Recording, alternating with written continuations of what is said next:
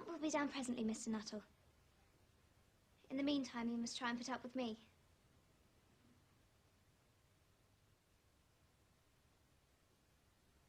It is very kind of you to wait with me.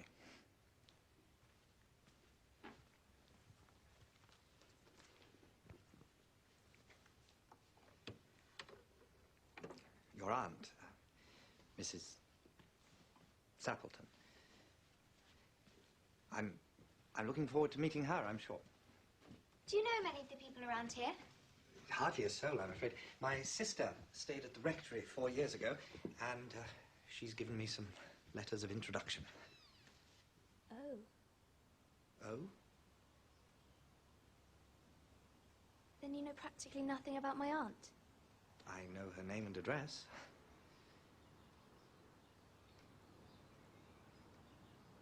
Her great tragedy happened just 3 years ago. That would be after your sister's time. Her tragedy?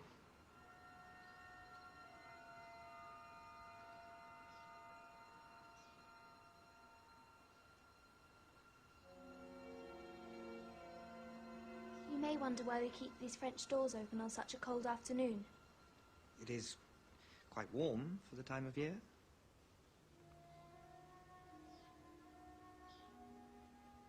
Out through those doors, 3 years ago to a day, my aunt's husband and her 2 sons went off for their day's shooting. They never came back.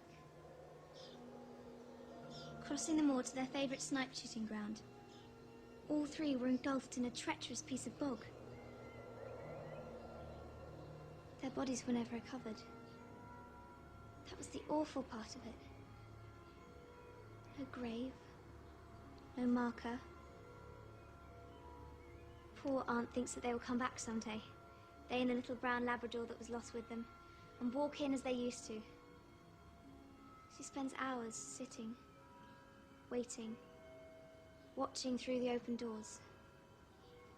She won't allow them to be shut until it's dark outside.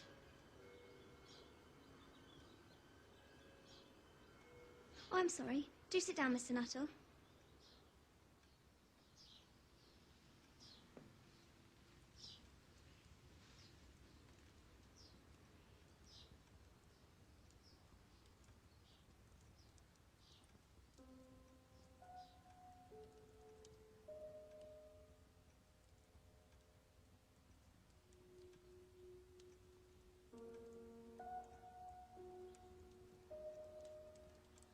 That was done shortly before they... Poor dear aunt. She's often told me of how they went out. Her husband with his waterproof coat over his arm, and Ronnie, her eldest son, teasing her. The tea'd better be ready when we return, Mamma, else there'll be hell to pay.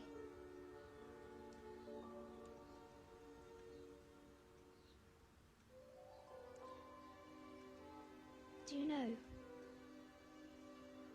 Sometimes, on still, quiet evenings like this, I almost get a feeling that they will all just walk in through those doors.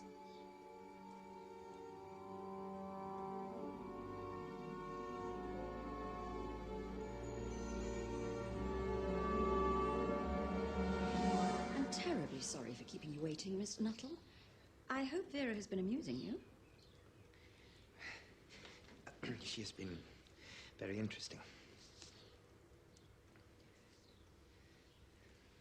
Oh, I hope you don't mind the French doors. My husband and my sons will be home directly from shooting, and they always come in this way. Well, they've been out for snipe in the marshes today, so they'll make a fine mess of my carpets. Typical of you menfolk, isn't it?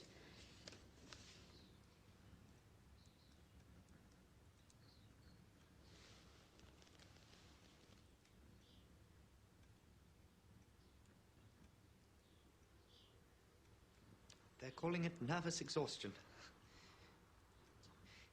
It's in the family. As you know, my sister...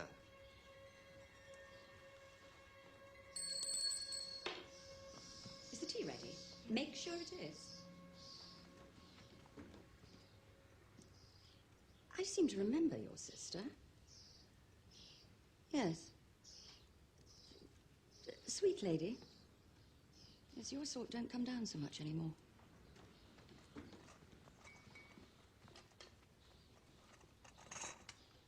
I hope your stay will be peaceful.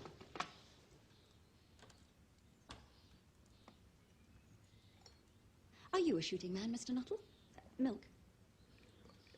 Just a little. It hasn't been the same these last few years. The rain and the mud, you see. It's made an infernal quagmire at the marshes. The doctors agree in ordering me complete rest. An absence of mental excitement and anything in the nature of violent physical exercise.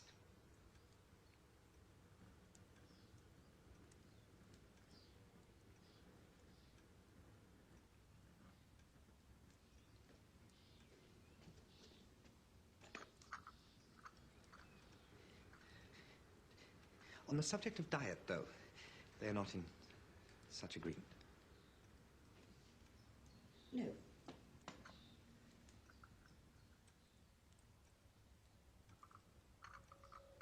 Oh, here they are at last. And don't they look as if they're muddy up to the eyes?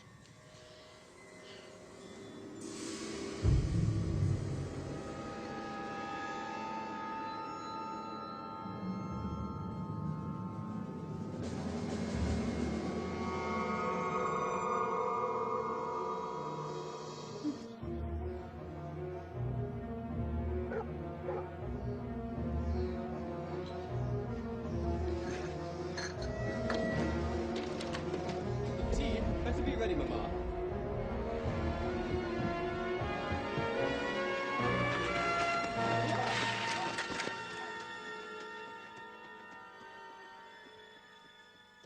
Oh, you're covered in mud. Oh, fairly muddy, my dear, but most of it's dry. They'll need to get used to it if we go to war. Oh, please, let's not talk about that. We'll be home by Christmas, you'll see. Check. Who was that who bolted out as we came up? The most extraordinary man. A Mr. Nuttall. He talked about nothing but his illnesses, and then he dashed off without a word of goodbye or apology when you came in. I expect it was the Labrador. He told me he had a horror of dogs. He was once hunted into a cemetery on the banks of the Ganges by a pack of pariah dogs and had to spend the night in a newly dug grave with the creatures snarling and grinning and foaming just above him. Enough to make anyone lose their nerve, I dare say.